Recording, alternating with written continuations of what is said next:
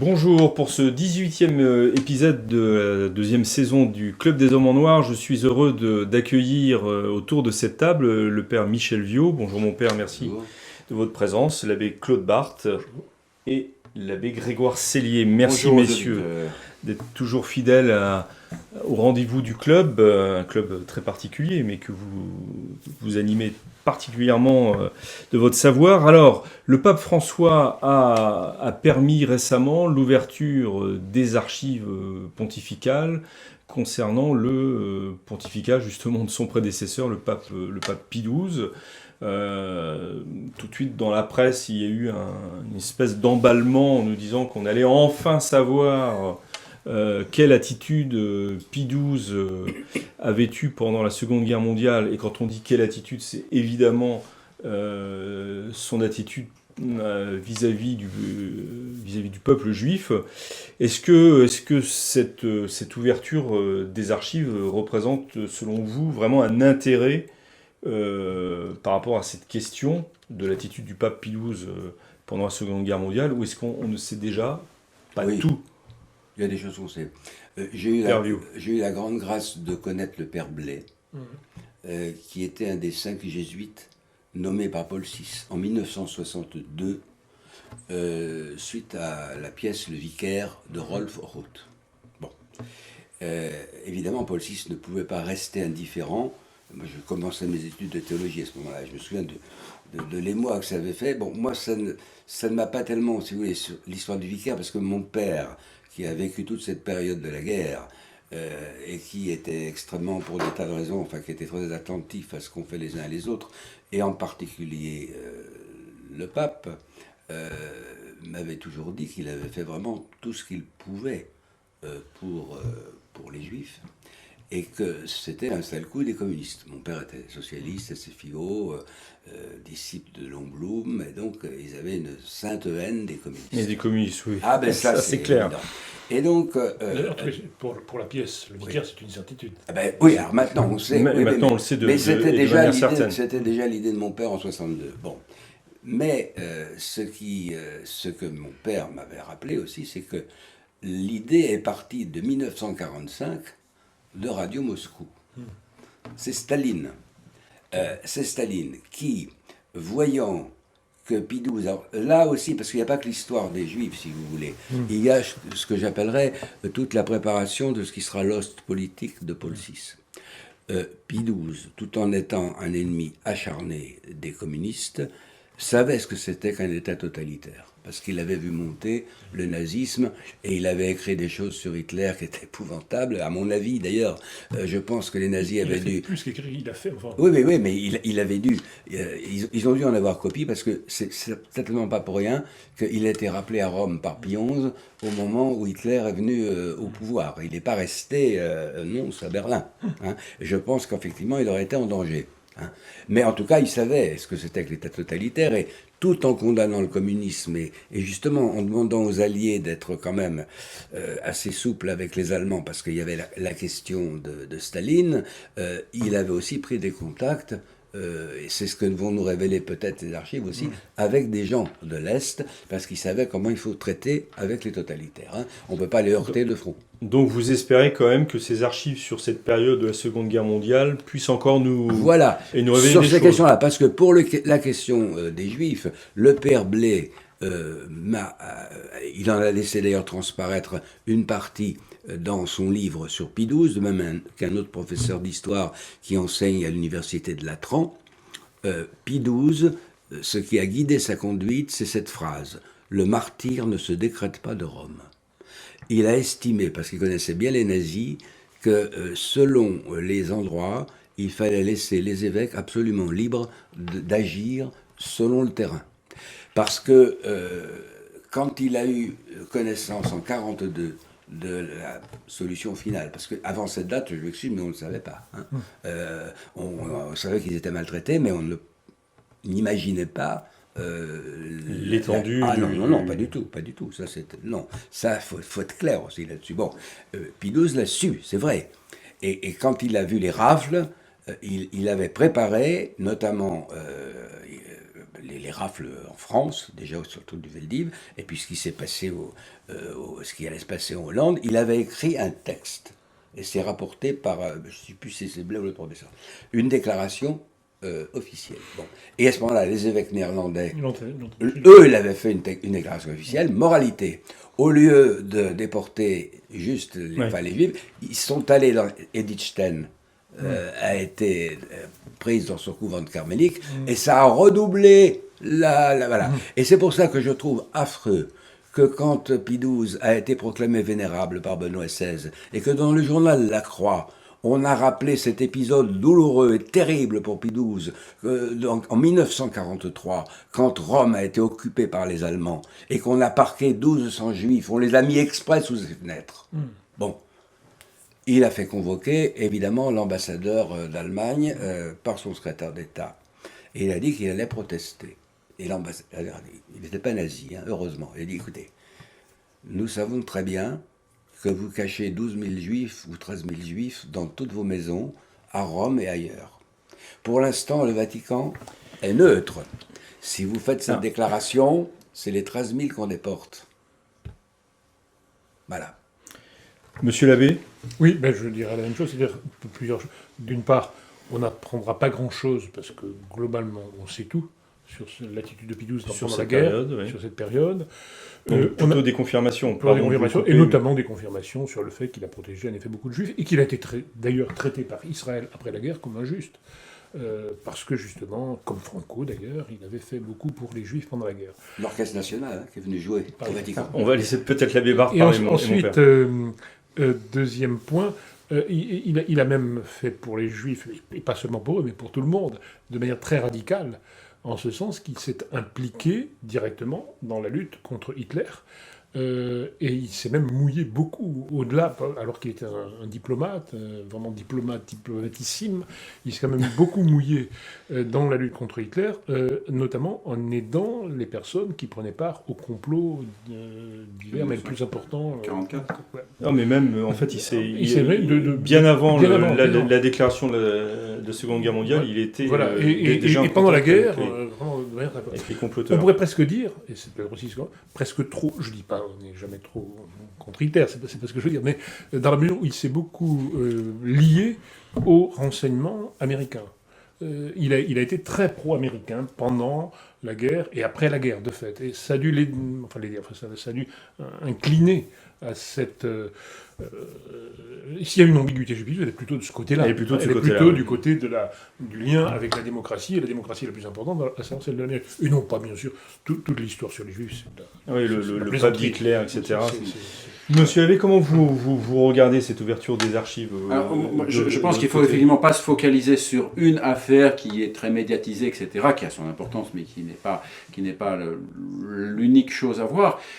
Ça va permettre de connaître non pas ce qui s'est passé, parce que ça on le connaît bien, le pontificat de Pie XII a été assez bien évalué, mais ce qui s'est passé derrière, comment se sont préparées les décisions ou non-décisions. Je voudrais donner un petit exemple historique. C'est que pendant la Révolution française, moi j'ai toujours vu le pape, le siège apostolique, toujours en retard, répondant longtemps, un an après la constitution civile du clergé, etc. Je dis mais qu'est-ce qu'il fout? Il faisait rien, c'est pas possible. Or, ça avait été vous. Voilà, non mais il y a eu un livre de l'école française de Rome qui est extrêmement intéressant et qui montre qu'ils ont fait énormément de réunions. Énormément, ils ont beaucoup travaillé, mais ils étaient divisés, ils n'arrivaient pas à s'entendre, et qu'en fait, ils prenaient beaucoup à cœur les affaires de France, et que la Congrégation pour les affaires de France a fait des réunions extrêmement régulières, mais qui n'arrivaient pas à prendre de décision.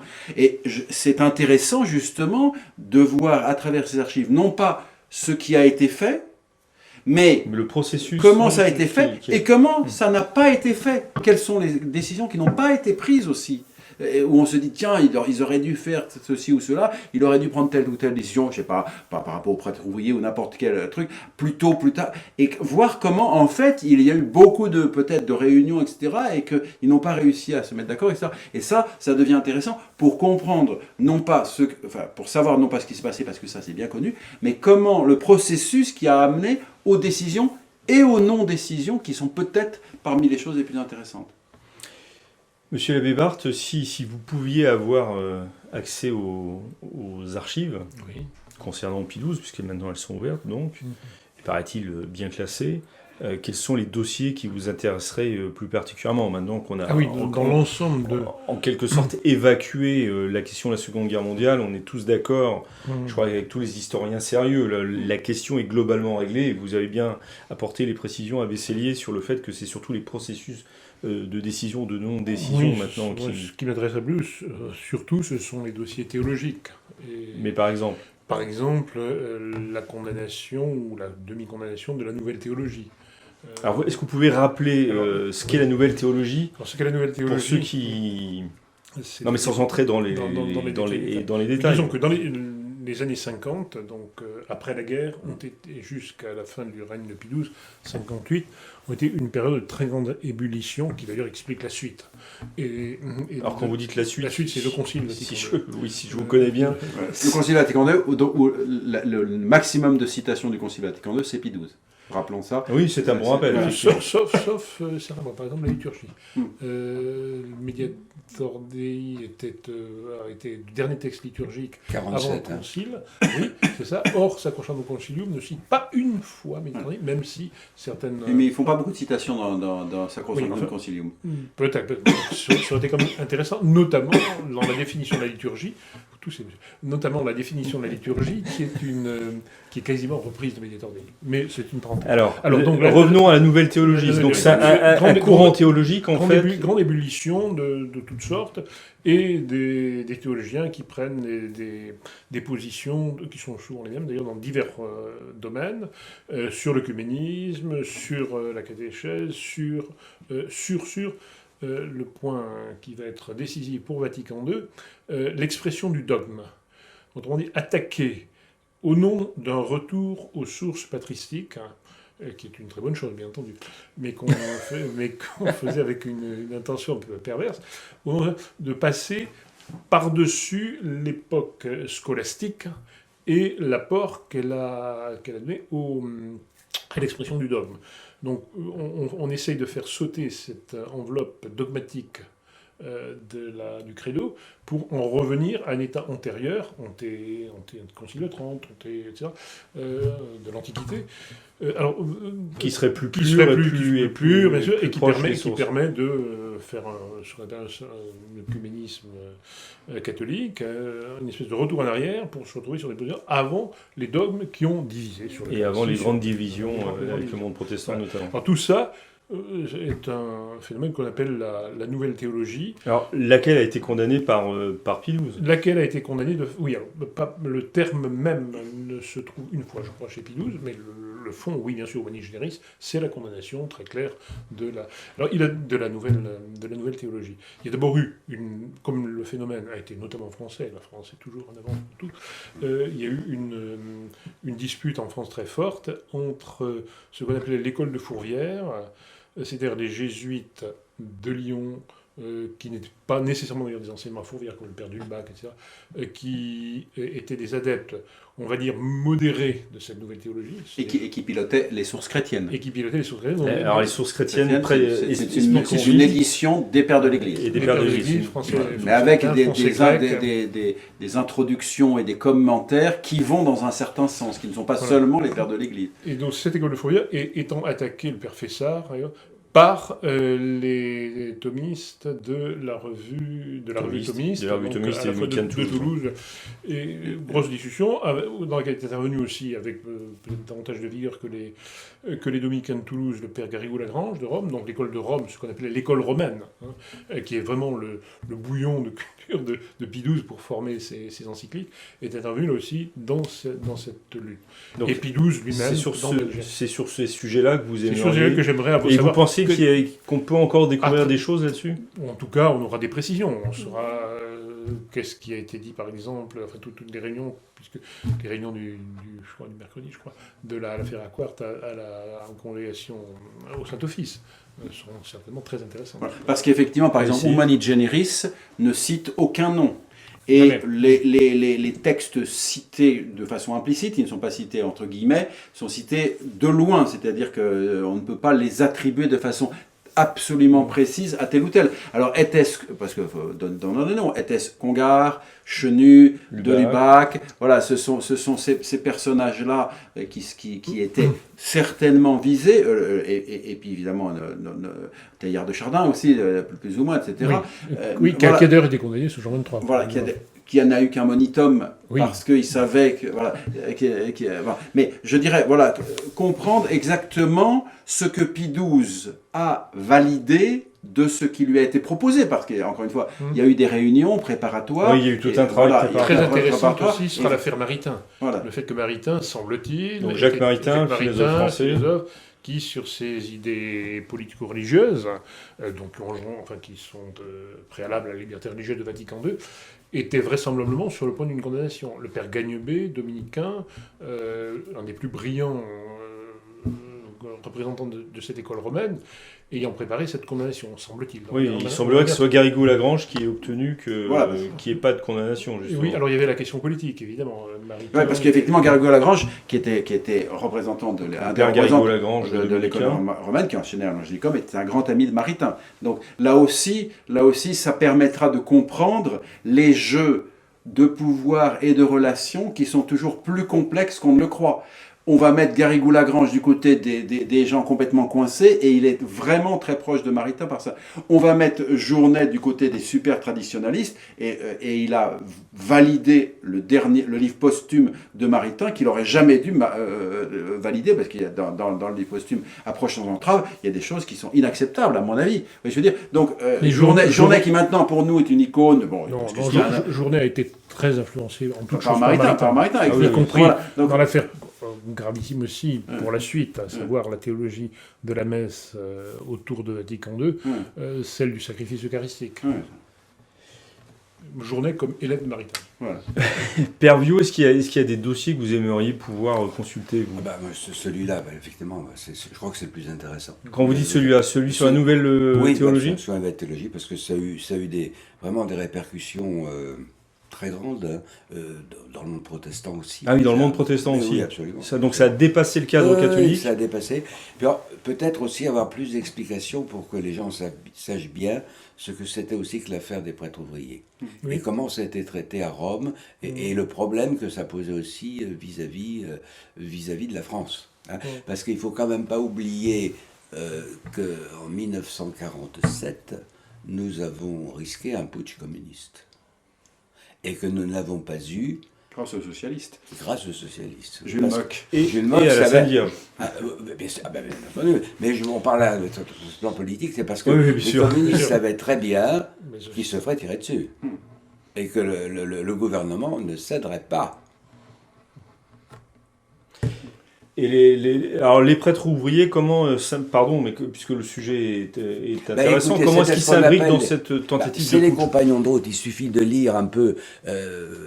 Moi je me suis intéressé parce que la gauche française, surtout la gauche chrétienne, m'a tellement embêté au cours de ma vie, vous comprenez que je me suis intéressé un peu à eux, à leur histoire, et puis ça continue. Je veux dire, un témoignage chrétien, je suis remonté jusqu'au Père Chaillet, qui est un personnage extrêmement intéressant d'ailleurs lui, et qui d'ailleurs a su se retirer, parce que c'est supérieur lui demander. Bon, mais on est en plein dedans là, n'est-ce pas, avec témoignage chrétien, et puis alors, Montaron qui va suivre, c'est ce qu'on appelle les compagnons de route. Montaron. Alors les compagnons de route pour les plus jeunes de ceux qui nous regardent, c'est ceux qui une expression qui dit grand-chose. Qui acceptent la main tendue de Maurice Thorez, n'est-ce pas, de Maurice Thorez du Parti communiste, du Parti communiste français, qui soutiennent le communisme, et qui soutiennent le communisme. Et il y a des prêtres qui ont, je pense, en toute bonne foi, vont être secrétaires de syndicats comme la CGT, dans tel ou tel truc, dans tel ou tel endroit, même certains dans des cellules du Parti communiste. L'ouverture des archives de témoignages chrétiens serait intéressante.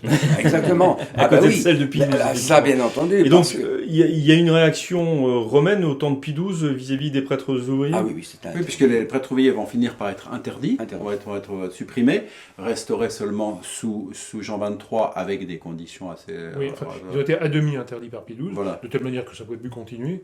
et il a quand même confirmé l'interdiction. Voilà, oui, Jean 23 était très anti. Voilà, Jean 23 a réautorisé les prêtres au travail avec des limitations de temps dans leur journée, etc. C'était la mission de France. Voilà. Je ne suis pas défenseur de Jean 23, mais pour le coup, il n'aimait pas les prêtres ouvriers. Voilà, ça. Non. Mais ce qui est intéressant, voilà, dans l'ouverture des archives, c'est effectivement comment ce dossier complexe, avec beaucoup d'intervenants français et italiens, a été traité. Et aussi, moi, ce qui m'intéresse, c'est de voir les différences de traitement entre des situations italiennes et des situations françaises. On voit déjà ça dans le modernisme. Dans le modernisme, aucun moderniste italien n'est parti sans avoir la visite d'un prêtre. Pourquoi ? Parce que c'était tous des copains de séminaire. Donc, il les connaissait, les modernistes qui avaient quitté l'Église, qui s'étaient sécularisés, et il continuait à avoir des relations avec eux, à aller les voir. Et la plupart des modernistes, finalement, ont fini par avoir un prêtre à leur chevet, etc. Et quand vous dites partir, c'est partir vers l'éternité. Tandis qu'en France, c'est plus lointain, et Rome, on ne connaît pas, enfin, ils ne connaissent pas personnellement, oui. Et donc ils tranchent un peu plus. Donc, mais en même temps, évidemment, vous avez des personnages qui sont très estimés à Rome, par exemple des personnages français qui vont venir à Rome défendre peut-être l'archevêque de Paris ou d'autres qui sont estimés à Rome et qui vont peser en disant non, vous ne pouvez pas traiter ça. À cause de ce personnage, on va temporiser. Et ça, comprendre les mécanismes historiques qui se sont passés et montrer qu'effectivement, les prêtres ouvriers n'ont pas été, je dirais, tranchés de façon sanctionnés de manière tranchante. Il y a eu beaucoup. Et objectivement, ils n'ont pas fait beaucoup d'efforts. Il faut rappeler une chose fort intéressante, c'est que l'abbé Berthaud, qui a été le théologien de Monseigneur Lefebvre au Concile Vatican II, était en contact avec les prêtres ouvriers, et que lui, il a dit, c'est très dommage parce que l'intuition de base est intéressante, mais il leur faudrait une théologie solide, et ils n'ont pas pris la peine de le faire pour vraiment avoir une approche qui soit vraiment sacerdotale de leur mission l'intuition de base, comme disait Poula, qui connaissait bien les prêtres ouvriers, était, comme il disait, une intuition intégraliste. Voilà. Alors là aussi, monsieur Abbé, il faut expliquer. Pardon, alors, excusez-moi. Que le politique et le religieux font une espèce de tout, et que c'est une société chrétienne qu'il faut reconstituer. Donc on va les reconstituer à gauche si on veut, mais au fond, l'intuition, selon Poula, est la même, l'intuition des prêtres ouvriers est au fond la même que celle de Bellini de la Sapinière. Sauf que les vues ne sont pas les mêmes, mais le but est le même. Il s'agit de refaire les chrétiens aux frères, comme dit. Voilà. Ce n'est pas une conception bourgeoise et libérale. C'est vraiment une conception contre-révolutionnaire au départ, c'est-à-dire reconstituer l'intégralité de la société chrétienne dans ses aspects religieux, dans ses aspects sociaux et dans ses aspects politiques. Simplement, comme la dominante était à gauche, le Parti communiste, alors ils ont estimé que c'est avec le parti. Mais ce qui est très intéressant, là je viens de lire un gros livre sur l'Église et les ouvriers, Pierre Rard. Il est d'une partialité révoltante, fort intéressant sur les faits, mais une partialité révoltante, mais c'est toujours le mouvement ouvrier, c'est toujours les communistes. Or, d'abord, il y a eu les socialistes non communistes, et puis il y a eu un mouvement catholique chrétien. Je veux dire, tout le Nord, il y avait vraiment d'énormes syndicats chrétiens d'ouvriers très puissants. De qui allez-vous parler ? Pardon ? De quel industriel allez-vous nous parler ? Non, mais je veux dire, et puis il n'y a pas eu que ça. Par exemple, au point de vue, alors là, non chrétien au sens propre, mais la Fédération nationale des jaunes de France, qui était un ensemble de syndicats très puissants qui se sont opposés à la CGT au rouge. Et ça fait aussi partie de l'histoire du mouvement ouvrier. Et là, si vous voulez, il y a une partialité pour les communistes qui n'est pas fondée historiquement et qui est malsaine au point de vue théologique. Et ces prêtres ouvriers ont été des compagnons de route donc des communistes. Et là, on aimerait en savoir plus, même au-delà. Il y a une autre chose intéressante qui se passe sous la fin du règne de Pie XII et avec l'arrivée de il n'était pas cardinal, de Monseigneur Roncalli comme nonce, qui succède donc à Valerio Valeri. J'espère qu'il sera bien dit là que Monseigneur Valerio Valeri, Alors, nonce en France. Hein. nonce en France, est pendant la quand guerre. même parti bien sûr à demande du général de Gaulle parce que il avait été simplement ambassadeur auprès de Pétain, mais que le général de Gaulle a tenu à lui remettre la Grand Croix de Chevalier de la Légion d'honneur. C'est quand même la plus haute distinction de la République. Bon, alors, donc, si vous voulez, qu'il n'était pas fâché. Et que l'œuvre, voilà, c'est là que je veux en venir, il y a une œuvre de réconciliation et de remise en place de l'épiscopat qui a été faite par Roncalli en liaison avec Rome, et puis Vincent Auriol, président de la République, est intervenu personnellement, parce qu'évidemment, vous savez que De Gaulle avait demandé quelque chose comme une 50aine de démissions. Hein. Pas lui. Enfin, on le sait, c'est oui. Bidot. Oui, Non, c'est les pires de tous, c'est savoir les démocrates chrétiens. Les démocrates chrétiens, ouais, les pires de tous. Il y en a eu deux, je crois. Il y en a eu deux. Trois. Trois. Deux, trois. Grâce à Roncalli, qui était un franc malin. C'était un franc malin. Oui. Et Vous aussi avez à fait peur, Vincent Auriol. Voilà. Vincent Auriol aussi. Vincent Auriol a été le ministre de Léon Blum, était ministre des Finances, mais il a adopté à la fin de à partir de 1945, la position de Léon Blum vis-à-vis de l'Église catholique, dont à l'échelle humaine, c'est son dernier livre, où il dit que l'Église catholique doit jouer un grand rôle dans les relations internationales et avoir sa place à la Société des Nations. Ce qui était un des espoirs de Pie XII, pour le coup. Oui, mais Est-ce Oui, que... oui, donc effectivement, on peut rebondir là-dessus. Il est essentiel d'aller examiner tout ce qu'a fait Pie XII pour la naissance de l'Union européenne. Ça, c'est vraiment un dossier intéressant, parce qu'il est absolument clair. Les communistes le disaient, puisqu'on parlait des communistes, c'était l'Europe vaticane, mais c'est une réalité. C'est vrai. Et effectivement, le pape Pie XII a prôné, je dirais, l'Union européenne, etc. Et ce qui est amusant, c'est que l'un des discours de Pie XII sur lequel nous, les traditionalistes, contre le Concile Vatican II, nous nous appuyons, qui s'appelle Syriese, effectivement, qui est sur la tolérance par rapport à la liberté religieuse. Députés. Voilà, parle de la future Union européenne, enfin l'Union européenne en train de se constituer, puisqu'il va y avoir dans cette Union européenne des pays d'origine catholique, des pays d'origine protestante et des pays même musulmans éventuellement, et qui donc il parle de la coexistence de diverses religions, si vous voulez, à l'intérieur d'un même ensemble politique, qui est la future Union européenne. Ça, c'est la merveilleuse naïveté, enfin merveilleuse, pas merveilleuse, naïveté de Pie XII, qui en effet d'un côté pousse en effet cette Union européenne, tout en affirmant les principes les plus rigoureux, on peut dire, sur l'ordre public de l'Église internationale. Et qui, en effet, s'est fait avoir, c'est clair. Mais ce sera intéressant. Pie XII, père de l'Europe, en fait. Ah, mais ça, je oui, pense c'est de l'Union européenne. Malheureusement, oui. Il est qu'il n'y clair. a pas cette Europe-là. Hein. Voilà, non, c'était attention, quand même l'Europe des patries. Voilà, il était non, proche de De Gaulle. Non, là-dessus. ce que je veux dire, c'est que l'ensemble, ceux qui ont signé la CECA, la communauté européenne des charbons de l'acier, puis ensuite les diverses, sont les démocrates chrétiens. Sont les démocrates chrétiens, et soutenus et poussés même par Pie XII. Alors, reprenons la politique de Pie XI. D'ailleurs. Voilà, et effectivement. Bon, attention, pro-américain, c'est la guerre froide, Oui, le danger Tout est soviétique. toujours très compliqué, y compris avec les démocraties chrétiennes. Voilà. Certes, Pie XII n'était pas à fond pour la démocratie chrétienne. Pie XII avait des principes. Ouais. Mais dans le contexte, en effet, de l'Italie après la guerre, il a soutenu la démocratie chrétienne. Et pour éviter Contre les communistes qui étaient pour très éviter le puissants. péril communiste. Et il a fait voter, Ouais. il a permis de voter, ce qui revient même, contre la monarchie. Hein, Voilà, ça. Qui était une monarchie libérale, etc. Tout est évidemment très complexe. Mais ce sera sans doute intéressant d'avoir d'autres éléments. Effectivement.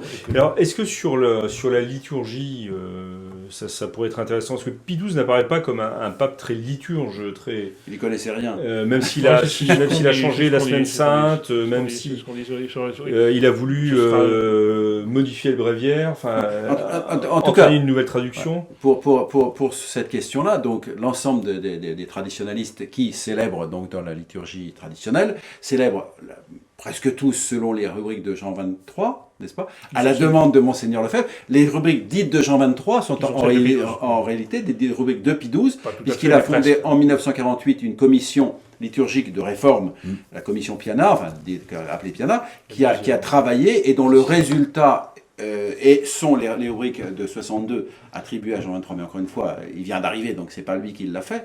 Et effectivement, il y avait, et ça m'intéresserait, à travers les témoignages qu'on a de Bonini, d'Antonelli, etc., sur ce qui s'est passé dans la Communion Piana, effectivement, il avait, semble-t-il, un dessein de réforme assez générale de la liturgie, avec, à mon avis, une sensibilité très peu liturgique, personnelle, alors j'aimerais bien savoir, est-ce qu'il a donné des instructions ou jusqu'où c'est allé en fait, jusqu'où il envisageait, d'aller plutôt, oui. sans l'avoir fait. Parce que il est, à mon avis, important aussi de dire que Pie XII était un homme de dossier, et c'était pas un homme qui décidait facilement. Notamment, il a été incapable de renouveler le collège cardinaliste, parce qu'il était incapable de prendre une décision pour dire celui-là, je vais le nommer ou pas. Alors, effectivement, il pouvait avoir des grandes idées, parce que c'est un homme d'idées, et c'est un homme de discours et de textes très beaux, hein, magnifiques. Moi, j'ai tout lu depuis 12, c'est vraiment très, très, très puissant. Mais il avait un petit peu de mal à prendre des décisions. Il était quand même un homme de dossier d'abord avant tout, de réflexion, d'éclaircissement. Mais voilà, et donc la liturgie, par exemple, c'est du concret, c'est du pratique, et il avait, je pense, un grand dessein, mais je ne suis pas sûr que... Mais si je vous entends, le pape Jean XXIII, donc, a repris à sa charge les perspectives de... C'était abouti, de la forme préciser. Alors, il est arrivé en 1938, oui, donc Pie XII a fait des réformes liturgiques semi-importantes. La Semaine Sainte, c'est pas... La Semaine Sainte, très importante, c'est la plus importante depuis le Concile de Trente sur le rite romain, sur le rite tridentin. Auparavant, tout de même, celle de Saint-Pie X, pour le bréviaire, qui touche évidemment moins le peuple, mais qui était aussi extrêmement importante. Mais il faut revenir à Pie XII pour justement parler de ce désir de réforme de Pie XII. Donc Pie XII a aussi simplifié les rubriques en 55, il y a une espèce de code des rubriques de 55, qui est repris, pas exactement, mais très largement, qui a été repris par les rubriques de 62. Et en effet, c'est la même commission, mais c'est aussi la même congrégation des rites qui s'occupait de très près de ces choses-là. Donc, c'est pas la peine de détailler devant nos auditeurs de quoi ils retournent. Simplement, il faut quand même bien... Donc, Pie XII, on l'accuse en effet de ne pas être trop liturge. Je ne sais pas. Monseigneur Gromier, que j'aime beaucoup, qui est un liturge français de Rome, l'accusait par exemple de ne pas célébrer suffisamment de chapelle papale. Il n'y a pas tellement ce qu'on appelle la chapelle papale, c'est la messe pontificale du pape. Mais il y a, dans le cérémonial des cérémonies pontificales, il y a très peu de chapelles papales qui sont prévues dans l'année, 4, 5, je ne sais pas combien, outre les canonisations. Bon, il y a quand même un certain nombre. Mais il ne pouvait pas être... En revanche, il célébrait publiquement des messes basses en grande pompe avec beaucoup de musique. Je ne sais pas si c'était un... Donc vous discutez... Je discutais ce point-là. En tout cas, ce que je discute fermement et totalement, c'est qu'on puisse dire qu'il a préparé la réforme liturgique. Oui, certes, c'est ce fait de la réforme de Pie X, ce fait de la réforme de Pie XII, très importante, qui ont été possibles parce que tout le pouvoir liturgique était entre les mains de Rome.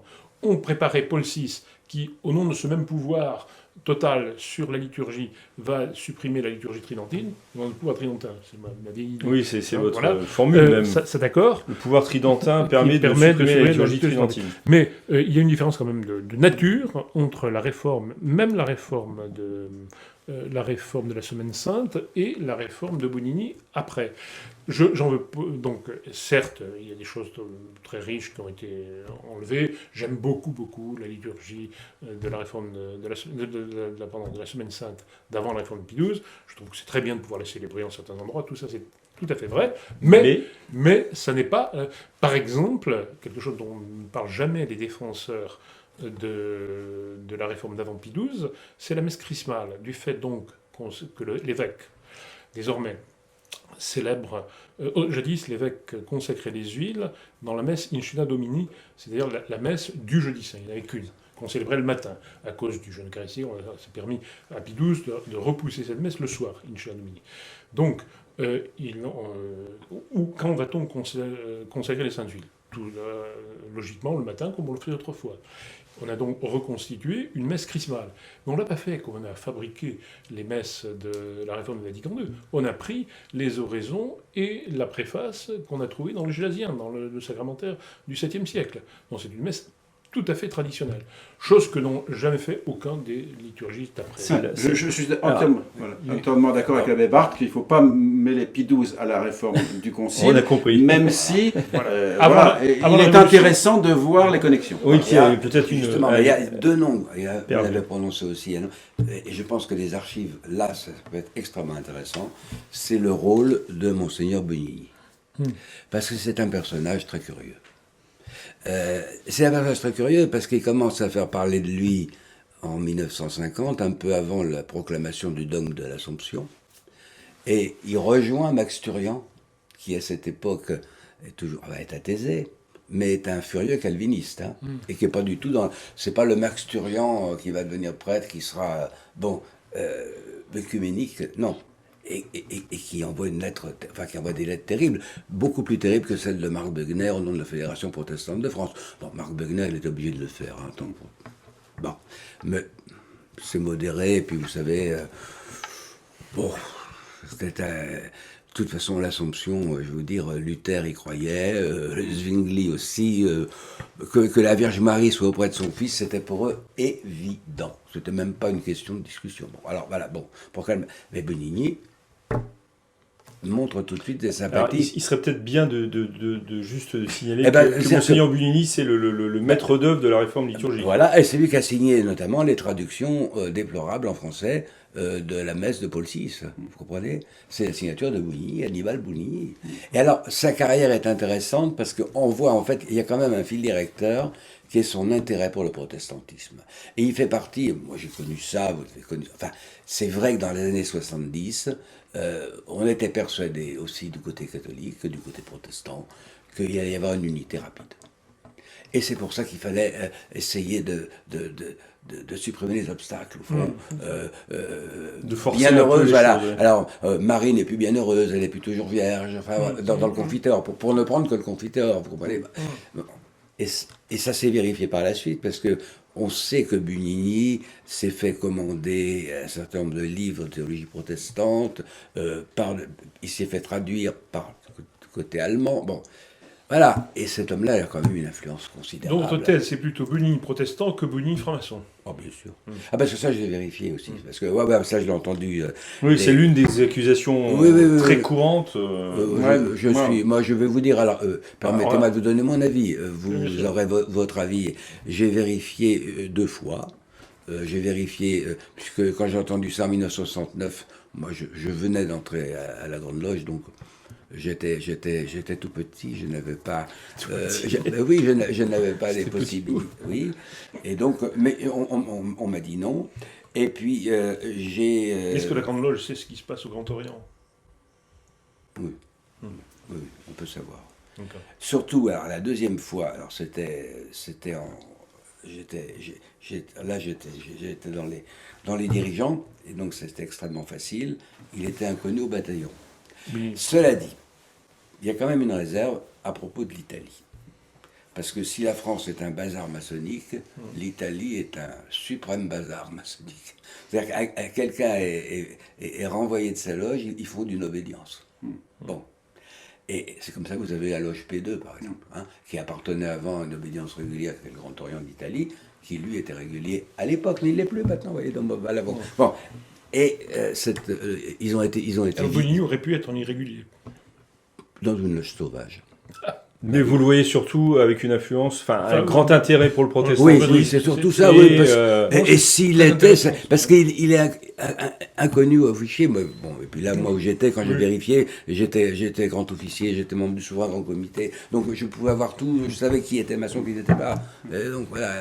Moi, un Bonigny. Un dernier Si on parle de Bonigny, puis, on va même clore l'émission. Je pense qu'il est plus vrai et plus intéressant de penser qu'il était catholique au départ, et justement cette décomposition mentale et comment ça s'est passé, voilà ce qui m'intéresse. Pourquoi est-ce que cet homme a eu ce pouvoir? Parce que c'est un homme d'une puissante organisation, c'est un homme extrêmement organisé, Et puis, comment est-ce qu'on l'a laissé faire? On l'a laissé faire. Antonelli, qui l'a remplacé pendant le concile, dit c'est quand même dramatique parce qu'il n'avait aucune connaissance théologique. Et je pense que ça c'est vrai. Et aucun intérêt pour la théologie. Très peu de connaissances liturgiques. Voilà, Il était d'un petit niveau à côté des grands liturges. Voilà. Alors, par ailleurs, un homme comme Bouillet, qui était une mauvaise langue professionnelle, mais extrêmement qui était drôle, le traitait de bandit calabrais, et je Oui. pense que c'est ce qu'il mérite. Bien, merci messieurs donc, pour ce regard sur l'ouverture des archives concernant le pontificat du pape Pie XII. Certainement, nous aurons l'occasion un jour ou l'autre d'y revenir à travers l'un des sujets que nous évoquerons. Bien, d'ici là, passez une bonne semaine et que Dieu vous garde.